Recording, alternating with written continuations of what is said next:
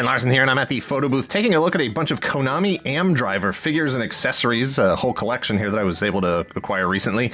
It's rare that I come across a toy line that I know absolutely nothing about, that I've never even heard of, but that is what AM driver is to me. It's from 2004, it's from Konami, and there's quite a few pieces here.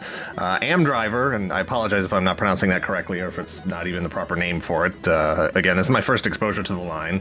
It's from 2004, and I've never even seen pictures of this stuff prior to making this purchase. A quick look at Google results tells me there was an animated series and a bunch of toys.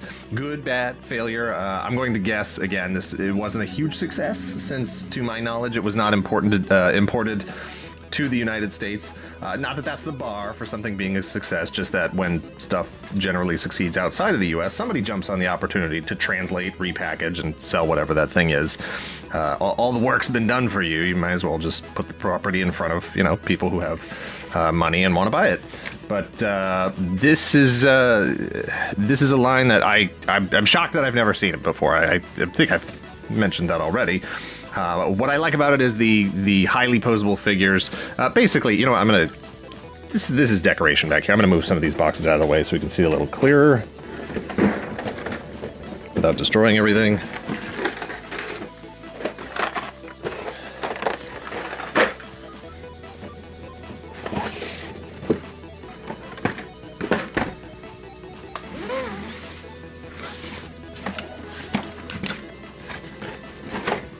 Alright, so what we have here, basically,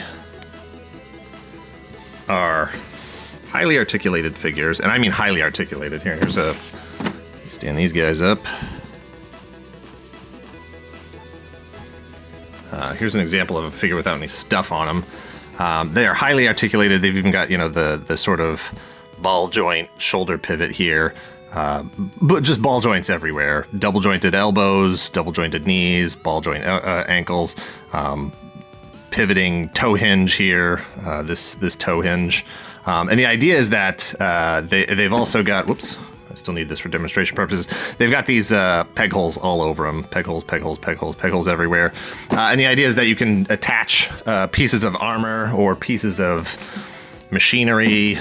Here's an example of a guy wearing most of his stuff. This is actually supposed to peg in on him. But anyway, there's stuff that, it functions as both a vehicle sort of thing by itself, but then it also attaches to the figures. And there's a whole variety of things. Obviously, you saw the boxes I had in frame. There's like this big mech suit, this thing. And there's a lot of it here, and it's from, like I said, it's from 2004, and that's when Stick Fuzz and Zevos and G.I. Joe Sigma 6 and all that stuff was happening. Interchangeable parts was a big deal. That was, the whole toy industry was sort of involved in it. This is absolutely a line I would have eaten up if it had made it to the US at the time. It's kind of like, it's like Robotech and Centurions and Power Rangers and Gundam. All rolled into one, so I'm pretty excited to be able to actually have not just pieces to look at, but a pretty large collection of all the variety of things here. There's guns, there's swords, there's armor, there's translucent pieces, there's tiny little visors, sweet helmets. It's all stuff that I love. The transformable nature of both the vehicles by themselves, but then being able to combine them with the other vehicle parts. And having zero familiarity with it, like I said, there's all these parts that I just don't know where they go, who they go to, how they attach. It's a foreign, it's an unusual thing to be in a position where I'm like, I don't know how this goes together. I don't know how to snap. Oh, this must be the broken foot from this guy over here. The guy I was using for demonstration purposes was missing a foot, so that's probably his foot there. And unfortunately, it looks like that peg is just out of focus. That peg is completely broken off, so I'm gonna have to figure out a way to fix that. or see if I can just snap that out with somebody else who might have a different broken part. But yeah, they're just, you know, if this was a pile of Transformers, if this was a pile of G.I. Joe or GoBots or whatever, Centurions, I would be able to snap all the parts together and I would know where everything goes. But this is fascinating to me that I do not know what to do with any of this stuff or how it fits, or if there's good guys and bad guys, what the mythology is. But like I said, a quick look at Google right before I turn on the camera. How's that for show prep? There's definitely an animated series, so that's something I'm going to have to check out. It was this collection was pretty well taken care of, other than that guy's broken foot. A lot of the boxes were kept. Is this the piece I'm looking at right now? No. But it looks like the piece... is this it? Yeah. So this looks like this goes... Nope. But there's a lot of boxes here, a lot of accessories, instructions and stuff. Oh, look at this. There's more figures. Yeah, okay, so here's this ship. The guy's already sitting in it. I wonder if he probably had this piece on display. So at the very least, I'll be able to use the packaging and whatever I can find online here to sort of recreate, match up some of these parts. So you've got like this mode, and then fusion happens, and then this mode when you combine it with the guy. It's aesthetically, it's everything I could want in a toy line, except for maybe dinosaurs. Although I don't know, I haven't looked at all this stuff. There might be a dinosaur one. I will say this, though, it still feels a bit fragile. The figures still feel a bit, they're loose, and that's kind of disappointing, especially if you're talking about, you know, an E-frame or a piece of armor that's going to snap onto this guy. You know, is his joints going to have anything to do with keeping this whole thing stable? Now that I say that and I actually put this guy on this thing, it looks like this is going to be doing all the controlling of the parts and stuff. I don't think that guy's going to need to do anything. It's basically just snap the pieces on him and then go from there. But yeah, there's a huge assortment of stuff here. In fact, some of these accessory packs that were included in this collection, this is not even...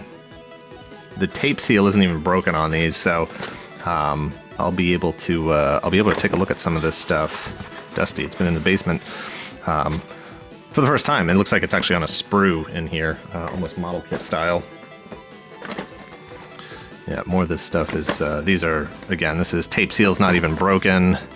Spiral bunker, or M driver gear, Series 9. So it's neat. It's neat that I'll be able to take a look at some of this stuff as though it is brand new.